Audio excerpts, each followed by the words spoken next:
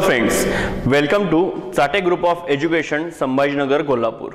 Myself Ajit Rathod, Faculty of Physics. In the previous lecture, we discussed about Newton's law and the dependence of force on mass and distance between the two masses. Correct. जसं की आपण last lecture मध्ये बघितलं होतं, last lecture मध्ये आपण बघितलं होतं की न्यूटन्स लॉ ऑफ ग्रॅव्हिटेशन म्हणजे काय, त्याच्यानंतर त्याला युनिव्हर्सल लॉ म्हणण्याचं रिझन काय, त्याच्यानंतर न्यूटन्स लॉ ऑफ ग्रॅव्हिटेशन वर वेगवेगळे फॉर्म्युलेज किंवा त्याच्यामध्ये असणारे कंटेंट जे आहेत, म्हणजे मास आहे, दोन मासेस आहेत m1 आणि m2 आणि त्यांच्यामध्ये डिस्टन्स आहे r, आणि आपण मग ते दोन मास डबल केले, दोन मास इन शॉर्ट चेंज केले, डिस्टन्स चेंज केलं आणि हे चेंज केल्यानंतर त्यांच्यामधला फोर्स कसा चेंज होतो हा आपण स्टडी केला. सोबतच न्यूटन्स लॉला युनिव्हर्सल लॉ का म्हणतात त्याचा आपण रिझन बघितलं. करेक्ट. आता आजच्या लेक्चरमध्ये आपण बघणार आहे ऍक्सेलरेशन ड्यू टू ग्रॅव्हिटी.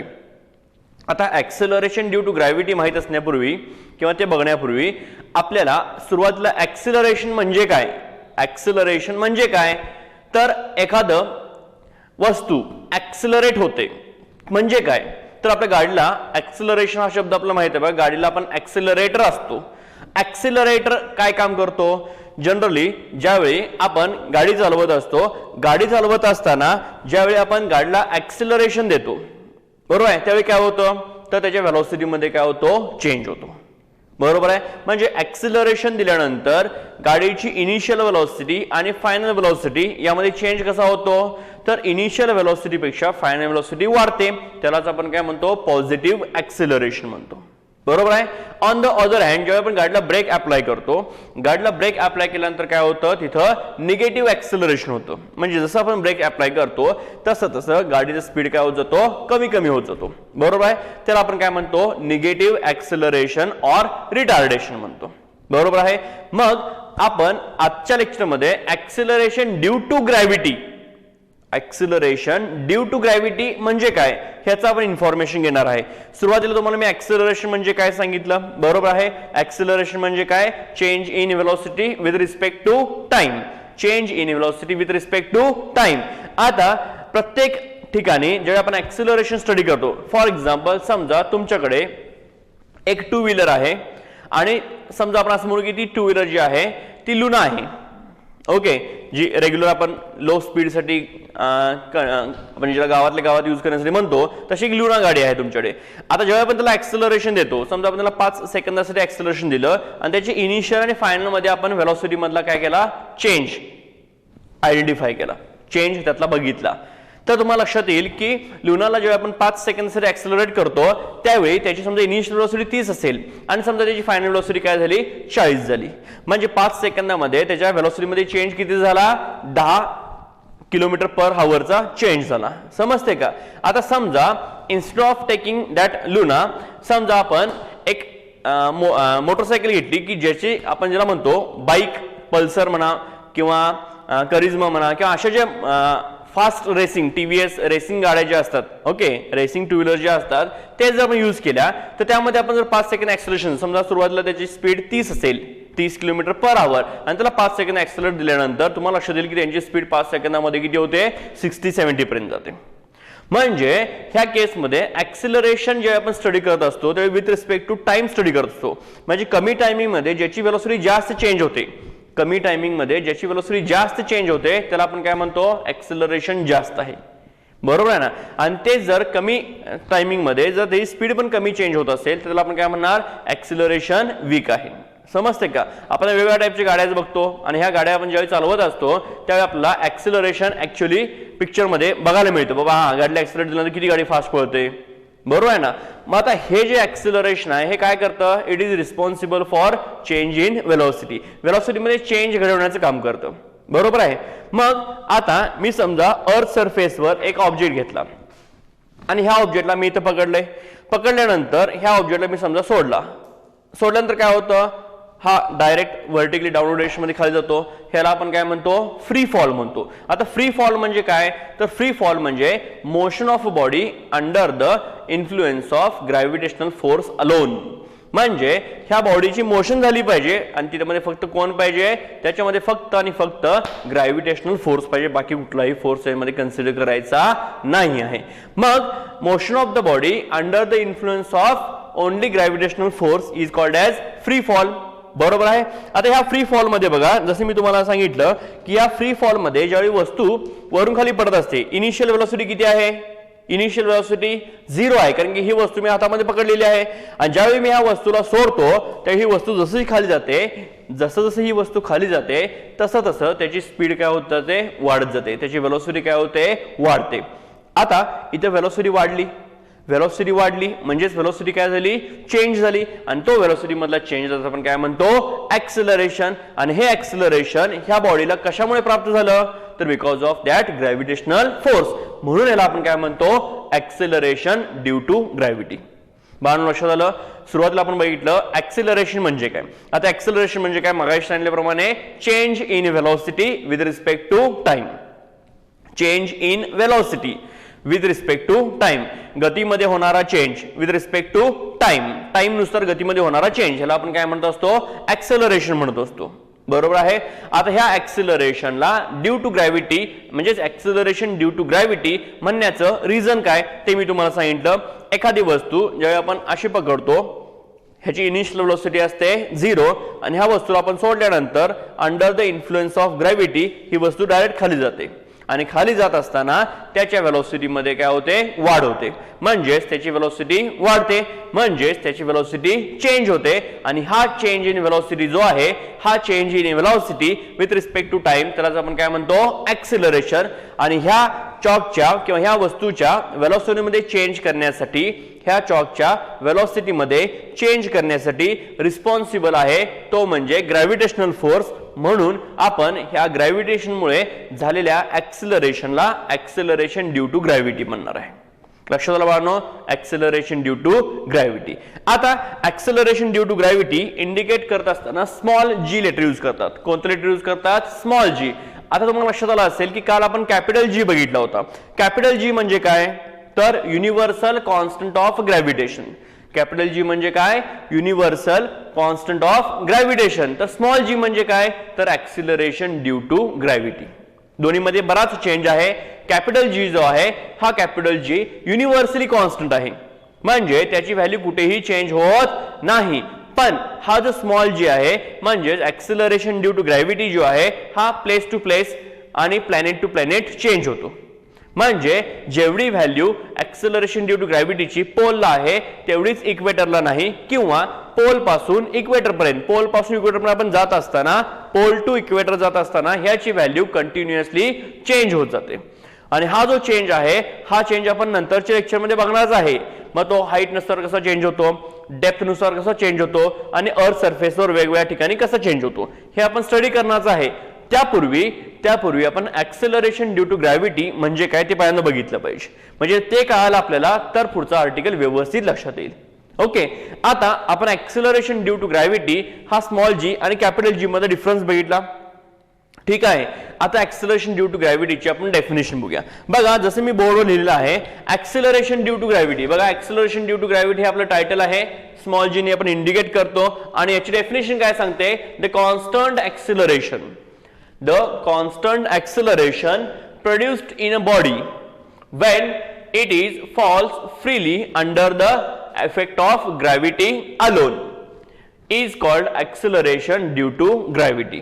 बघा ह्यामध्ये महत्त्वाचं काय आहे, अ कॉन्स्टंट ऍक्सेलरेशन म्हणजे त्या ठिकाणी त्या ऍक्सेलरेशन ड्यू टू ग्रॅव्हिटीची व्हॅल्यू काय असणार आहे, कॉन्स्टंट असणार आहे. प्रोड्युस्ड इन अ बॉडी कधी, when it is falls freely under the effect of gravity alone, म्हणजे त्याच्यावर फक्त आणि फक्त ग्रॅव्हिटीच ऍक्ट झाली पाहिजे, म्हणजेच फक्त आणि फक्त ग्रॅव्हिटेशनल फोर्सच ऍक्ट झाला पाहिजे. आणि त्यावेळी जे कॉन्स्टंट ऍक्सेलरेशन तयार होणार आहे त्या ऍक्सेलरेशनला आपण काय म्हणतो, is called acceleration due to gravity म्हणणार आहे. लक्षात राहणार डेफिनेशन. आता ही क्वांटिटी जी आहे ऍक्सेलरेशन ड्यू टू ग्रॅव्हिटी, ही क्वांटिटी कशी आहे, तर ही वेक्टर क्वांटिटी आहे. कारण की ऍक्सेलरेशन म्हणजे काय, वेलोसिटी डिवाइड बाय टाइम, म्हणजे change in velocity with respect to time. Velocity quantity कशी आहे, तर ही क्वांटिटी कशी आहे, ही क्वांटिटी वेक्टर आहे. वेलॉसिटी वेक्टर आहे. आता वेक्टर म्हणजे काय की ज्या क्वांटिटीला मॅग्निट्यूड सोबत डिरेक्शनची गरज असते. ओके, ह्या क्वांटिटीला आपण काय म्हणतो वेक्टर क्वांटिटी. तुम्हाला सदिश आणि अदिश अशा राशी असतील बघा, सदिश राशी अदिश राशी बरोबर आहे. मग तेच स्केलर्स आणि वेक्टर्स म्हणायचं त्याला. आता ज्याला दिशा लागते, ज्याला दिशेची गरज आहे त्याला आपण काय म्हणतो वेक्टर म्हणतो. आणि ज्याला दिशेची गरज नसते एक्सप्लेनेशनला, ज्याच्या एक्सप्लेनेशनला दिशा गरजेची नसते त्याला आपण काय म्हणणार आहे स्केलर म्हणणार आहे. पण आपली ऍक्सेलरेशन ड्यू टू ग्रॅव्हिटी जी आहे ही काय आहे वेक्टर क्वांटिटी आहे की कारण ह्याला डायरेक्शन आहे. आता ह्या ऍक्सेलरेशन ड्यू टू ग्रॅव्हिटीची डिरेक्शन काय असणार आहे तर याची डिरेक्शन असते टुवर्ड्स द सेंटर ऑफ अर्थ. कारण अर्थ जी आहे ती अर्थ ह्या सगळ्या वस्तूंना आपल्याकडे सेंटरकडे खेचत असते. अर्थ प्रत्येक वस्तूला आपल्या सेंटरकडे खेचत असते. म्हणून ऍक्सेलरेशन ड्यू टू ग्रॅव्हिटी जी आहे त्याची डिरेक्शन असेल टुवर्ड्स द सेंटर ऑफ अर्थ. लक्षात आलं बाळांनो, ऍक्सेलरेशन ड्यू टू ग्रॅव्हिटीची डिरेक्शन काय असणार आहे टुवर्ड्स द सेंटर ऑफ अर्थ. आता बघा डिरेक्शन झाली वेक्टर क्वांटिटी म्हणजे डिरेक्शन पाहिजे आणि ही direction towards the centre of earth आहे नो डाऊट. आता बघा ह्याच्या व्हॅल्यूज, ह्याची व्हॅल्यू जी आहे ती 9.8 मीटर पर सेकंड स्क्वेअर. 9.8 मीटर पर सेकंड स्क्वेअर. आता हे मीटर पर सेकंड स्क्वेअर युनिट कसं आलं तर जसं मी तुम्हाला सांगितलं की ऍक्सेलरेशन म्हणजे काय आहे change in velocity with respect to time असतं. बरोबर आहे.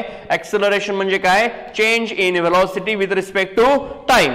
चेंज इन व्हेलॉसिटी जो आहे तो चेंज इन व्हेलॉसिटी घेत असताना आपण त्याचा आन्सर कशामध्ये येणार व्हेलॉसिटी मीटर पर सेकंड मध्ये आणि डिवाइड बाय टाइम म्हणजे पुन्हा सेकंद म्हणजे हे झालं मीटर पर सेकंड स्क्वेअर. लक्षात आलं बाळांनो ऍक्सेलरेशनचं युनिट काय असणार आहे मीटर पर सेकंड स्क्वेअर. आता इथं आपण व्हॅल्यू जी लिहिली 9.8 ही व्हॅल्यू जी आहे ही ऍव्हरेज व्हॅल्यू आहे. ही काय आहे ऍव्हरेज व्हॅल्यू आहे आणि ही ऍव्हरेज व्हॅल्यू घेत असताना अर्थ साठी 9.8 कन्सिडर करायची. आता ही व्हॅल्यू पण प्लेस टू प्लेस चेंज होणार आहे आणि ती कशी चेंज होणार आहे आपण नंतर बघणारच आहे. ओके, त्याचे फॉर्म्युलेज बघणार आहे. 10th पर्यंत तुम्हाला फक्त ते लॉजिक होतं कशी चेंज होते कुठं किती असते. पण आपण आता जे बघणार आहे ते काय असणार आहे याच्यामध्ये तुम्हाला फॉर्म्युलेज मिळणार आहे पण ते नेक्स्ट लेक्चरला. आता तुम्ही सध्या लक्षात ठेवा की अर्थ साठी ही व्हॅल्यू 9.8 असते. ओके, आता ही SI झाली म्हणजे MKS ज्याला म्हणतो आपण मीटर किलोग्रॅम सेकंड मध्ये ह्या युनिट मध्ये त्याची व्हॅल्यू 9.8 असते. जर आपण CGS केलं सेंटीमीटर ग्रॅम सेकंद, CGS केलं सेंटीमीटर ग्रॅम सेकंद तर त्याची व्हॅल्यू असते 980. कारण की 1 मीटर म्हणजे किती असतं 100 सेंटीमीटर. 1 मीटर म्हणजे 100 सेंटीमीटर म्हणून याला आपण 100 न मल्टिप्लाय केलं की ही व्हॅल्यू मिळून जाईल 980 सेंटीमीटर पर सेकंड स्क्वेअर. हे बाळांनो पूर्ण लक्षात आलं. ही झाली ऍक्सेलरेशन ड्यू टू ग्रॅव्हिटीची इंट्रोडक्शन. आता आपण त्याच्या फॉर्म्युलेकडे जाऊया. आता ही डायग्राम व्यवस्थित बघा. ह्या डायग्राम मध्ये तुम्हाला लक्षात येईल की एक स्पियर आहे म्हणजे तुम्हाला दिसताना तो सर्कल म्हणून दिसेल ज्याचा रेडियस आहे R आणि मास आहे M म्हणजे हे आपला अर्थ आहे. ओके, ही आपली अर्थ जी आहे पूर्ण चॅप्टर मध्ये लक्षात ठेवायचं आहे की अर्थची रेडियस दाखवत असताना कॅपिटल R यूज करायचं. अर्थची रेडियस कॅपिटल R ने दाखवायची आहे आणि अर्थचं मास जे आहे ते कॅपिटल M ने दाखवायचं. ह्या दोन्ही पण व्हॅल्यूज बाळांनो कॉन्स्टंट आहेत. ह्या दोन्ही पण व्हॅल्यूज कशा आहेत कॉन्स्टंट आहेत. अर्थची रेडियस असते 6400 किलोमीटर. वाटल्यास इथे मी मेन्शन करून देतो रेडियस ऑफ अर्थ 6400 किलोमीटर असते. ठीक आहे. तर मास ऑफ अर्थ, अर्थचं जे मास आहे ते मास असतं 6 × 10⁻24 kg. ह्या व्हॅल्यूज बाळांनो लक्षात ठेवा. ह्या व्हॅल्यूज ज्या आहेत ह्या कॉन्स्टंट व्हॅल्यूज म्हणून कन्सिडर केल्या जातात. अर्थसाठी ह्या व्हॅल्यूज फिक्स आहेत. ठीक आहे. आता अर्थ सरफेस आहे ज्याचं रेडियस आहे R, मास आहे M आणि ह्या अर्थ सरफेसवर एक ऑब्जेक्ट आहे जसं तुम्ही आणि मी. ओके, तुम्ही आणि मी जसं आहे हा इथं एक ऑब्जेक्ट आहे ज्याचं मास आहे स्मॉल m. हा पूर्ण चॅप्टर संपेपर्यंत एक गोष्ट लक्षात ठेवायची आहे की कॅपिटल M म्हटलं की मास ऑफ अर्थ, स्मॉल m म्हटलं की मास ऑफ ऑब्जेक्ट, कॅपिटल R म्हटलं की रेडियस ऑफ अर्थ. लक्षात आलं बाळांनो. आता जसं तुम्ही आणि मी तसं हा एक ऑब्जेक्ट आहे ज्याचं मास आहे स्मॉल m. आता जर तुम्हाला माहित असेल की आपलं वेट म्हणजे काय असतं बाळांनो, आपलं वेट म्हणजे आपल्यावर ऍक्ट होणारा ग्रॅव्हिटेशनल फोर्स असतो आणि वेट कसं असतं planet to planet place to place change होतं कारण की फोर्स चेंज होतो. बरोबर आहे. आता त्याचनुसार त्याचनुसार इथं आपण घेत असताना एक कंडिशन मी लिहिणार आहे, ती कंडिशन बघा.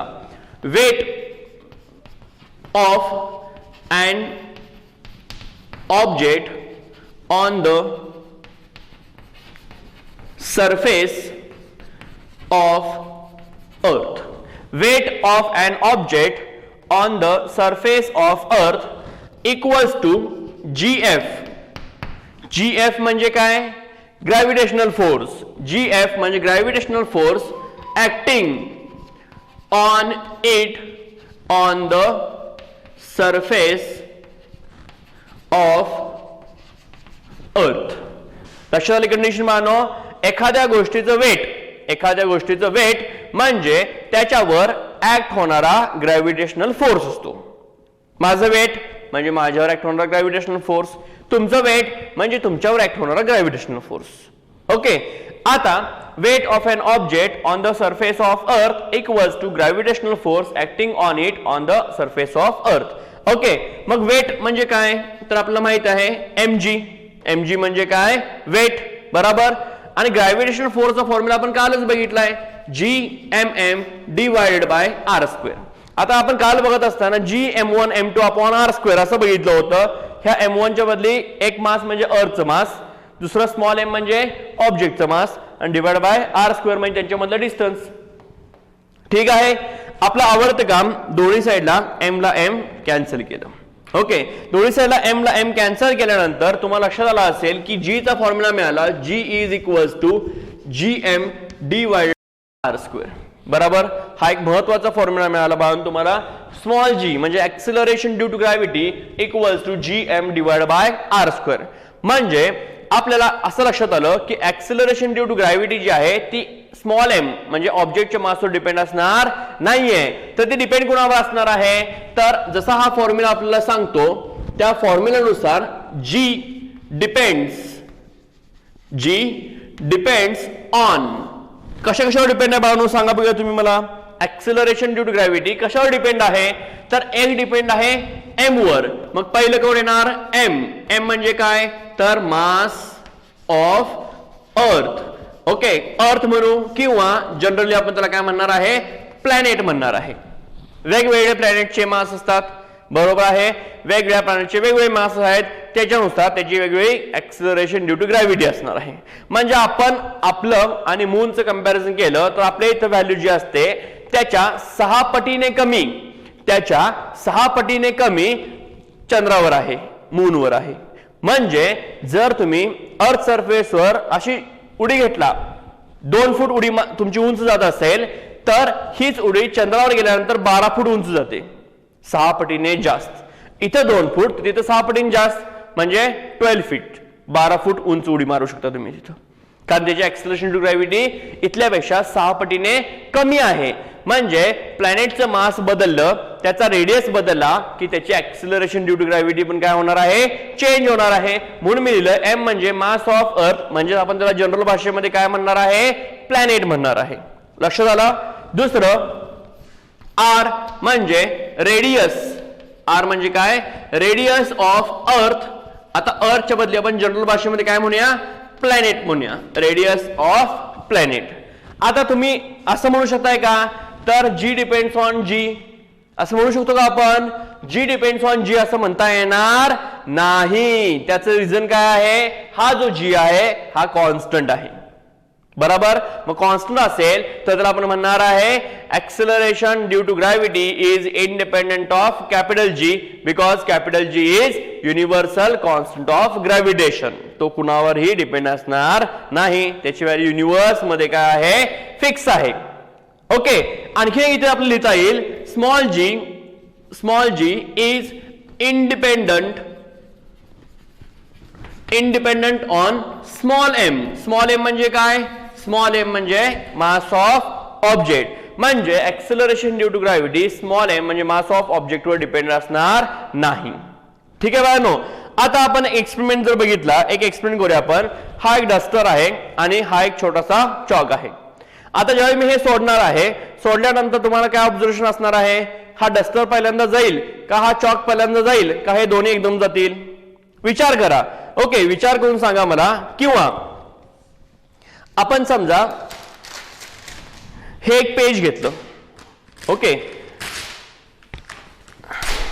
एक छोटस पेज घेतलंय आणि इथे एक डस्टर आहे आणि ह्या दोन्ही वस्तू मी ऍट टाइम सोडल्या तर काय होईल? हे पेज पहिल्यांदा जाईल का हा डस्टर पहिल्यांदा जाईल का हे दोन्ही एकदम जातील? आता आपलं लॉजिक काय असतं तर हा डस्टर पहिल्यांदा जाणार, बरोबर आहे, कारण डस्टरचा मास काय आहे? जास्त आहे. ओके, पण हे जे आहे हे पेज वेळाने का जाणार? तर हे पेज सोडतो आपण, बघा मी सोडून बघतोय, एक्सप्लेन करतो. जेव्हा सोडतो त्यावेळी हे पेज असं असं करत जातं. आता असं असं करतं याचा अर्थ काय? तर इथं काय आहे? एअर आहे आणि हा एअर मीडियम जो आहे त्याला काय करतो? खाली पडण्यापासून रेजिस्ट करत असतो. काय करत असतो? अपोज करत असतो, रेजिस्ट करत असतो, म्हणजे तो त्याला खाली येताना उलटा फोर्स लावत असतो आणि ज्या फोर्समुळे ते असं पडतं. ओके, ज्याला आपण बियॉन्सी फोर्स म्हणू शकतो, बरोबर आहे. आता हा जो एअर रेजिस्टन्स आहे म्हणजे हवेमुळे होणारा अडथळा आहे, हा जर मी इथं हटवला म्हणजे मी कुठे जायला पाहिजे? व्हॅक्यूम मध्ये जायला पाहिजे. आणि हाच एक्सपेरिमेंट मी जर व्हॅक्यूम मध्ये केला, हाच एक्सपेरिमेंट जर मी व्हॅक्यूम मध्ये केला तर काय होईल बाळांनो? व्हॅक्यूम मध्ये गेल्यानंतर ह्या दोन्ही वस्तू ऍट द सेम टाइम अर्थला टच करतील किंवा ऍट द सेम टाइम बरोबर त्या खाली येतील. ओके, पण इथं काय आहे? एअर रेजिस्टन्स आहे, त्यामुळे ही वस्तू अशी एक्झॅक्टली त्याच टाइमला खाली येणार नाही आहे. कारण आता इथं लक्षात घ्या, जर एअर रेजिस्टन्स काढला तर दोन्ही वस्तू ऍट द सेम टाइम खाली येणार आहेत, बरोबर आहे. म्हणजे अर्थ जी आहे ती अर्थ प्रत्येक वस्तूला आपल्याकडे इक्वल फोर्सने खेचत असते, मग ती वस्तू हेवी असू देत किंवा लाईट असू देत. ओके, त्याची जी ऍक्सिलरेशनची जी व्हॅल्यू आहे ही व्हॅल्यू प्रत्येकासाठी काय असते? सेम असते. लक्षात राहील बाळांनो. आता आपण याच्यावर एक डिपेंड असणारा क्वेश्चन बघूया, न्यूमरिकल ज्याला म्हणतो आपण. हा एक न्यूमरिकल आपण बघूया आणि मग इथं आपण आजच्या लेक्चरमध्ये थांबूया. न्यूमरिकल मध्ये काय असणार आहे तर आपल्याला जो फॉर्म्युला मिळाला आहे तो फॉर्म्युला वापरायचा कसा हे मी तुम्हाला शिकवणार आहे. ओके, तर बघा एक न्यूमरिकल असं सेट करतो. माझ्याकडे एक प्लॅनेट आहे की ज्या प्लॅनेटचा मास जो आहे तो अर्थ पेक्षा डबल आहे. म्हणजे काय बघा, mass of planet is equals to 2 times mass of earth आहे.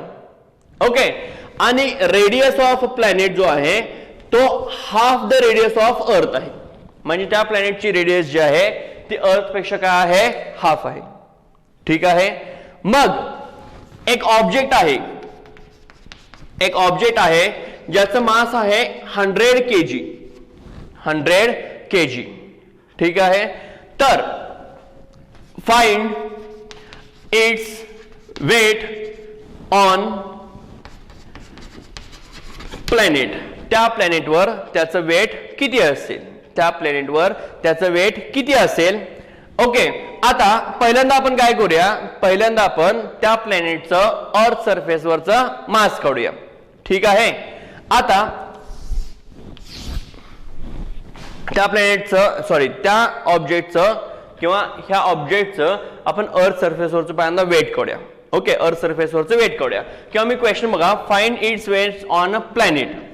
एक म्हणतो फाइंड इट्स वेट आणि दुसरं म्हणतो find its mass on planet. असे दोन प्रश्न आहेत बघूया, म्हणजे आपल्याला थोडीशी सीईटीची पण प्रिपरेशन इथं होऊन जाईल. प्रश्न बघा, mass of planet is 2 times mass of अर्थ. Radius of planet is half the radius of earth. An object of mass 100 kg. Find its weight on a planet and mass on a planet. Okay, म्हणजे त्या प्लॅनेटवर गेल्यानंतर त्याचं weight आणि त्याचं मास किती असेल. सुरुवात करत असताना मी कशी सुरुवात करतोय बघा. पहिल्यांदा आपला स्मॉल जी चा फॉर्म्युला आहे, small g is equals to gm divide by r square, बरोबर आहे. आता ह्या फॉर्म्युल्यामध्ये हा मी मॉडिफाय करतो एकदा अर्थ साठी. मी इथे लिहितो ge, इथे लिहितो me आणि इथे लिहितो re. आता इथं पण जी लिहू का? इथं जी लिहून चालणार आहे का? नाही, इथं जी लिहून चालणार नाही.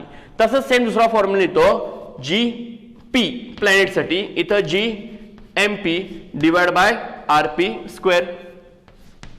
इथं पण मी जीपी लिहिलं नाही, इथं जी लिहिलं नाही. त्याचं रिझन काय आहे?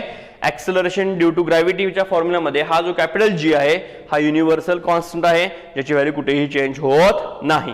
सगळ्या प्लॅनेटवर व्हॅल्यू काय असणार आहे? सेम असणार आहे. आता मी ह्या दोघांचा रेशो घेतो. रेशो घेत असताना जीपी डिवाइड बाय जीई म्हणून घेतो. मग काय होईल? जीपी अपॉन जीई केला तर वरती न्यूमरेटर मध्ये येणार G M P divide by R P square whole divide by G M E divide by R E square. बरोबर. इथं g ला g काय होऊन जाईल, कॅन्सल होऊन जाईल आणि तुम्हाला मिळेल mp divide by me into re divide by rp चा स्क्वेअर. म्हणजे हा जो rp डिवाइड बाय re हा re जाणार वर आणि मल्टिप्लाय झाला re अपॉन rp वरून. ओके, आणि त्याचा काय आहे स्क्वेअर. आता व्हॅल्यू सबस्टिट्यूट करूया. mp किती आहे, 2 टाइम्स me आहे. मग mp च्या बदली 2 टाइम्स me केला डिवाइड बाय me केला, बरोबर आहे, इनटू न्यूमरेटरला re आहे असा डिवाइड बाय rp म्हणजे काय आहे re अपॉन 2 आहे. म्हणजे ते काय होणार re डिवाइड बाय 2 आणि ह्याचा काय होणार स्क्वेअर.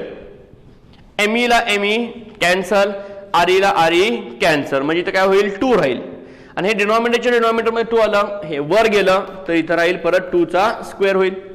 करेक्ट. मग 2 चा स्क्वेअर किती असतो, 2 चा स्क्वेअर असतो 4, बरोबर. म्हणजे 4 इंटू 2 किती होणार 8 होणार. बघा बाळांनो इथं लक्ष द्या, gp डिवाइड बाय g किती आला 8 आला, gp डिवाइड बाय g किती आला 8 आला. मग पुढे जाऊन आपण काय करणार आहे, हा रेशो यूज करायचा आहे. gp divide by ge is equals to 8 upon 1. ठीक आहे. मग ह्याला मी मास ने मल्टिप्लाय करतो, काय होईल mgp divide by mge is equals to 8 upon 1. m into g म्हणजे काय असतं वेट, म्हणजे हे होईल wp divide by we is equals to 8. Correct. आता wp is equals to 8 times we होणार. करेक्ट.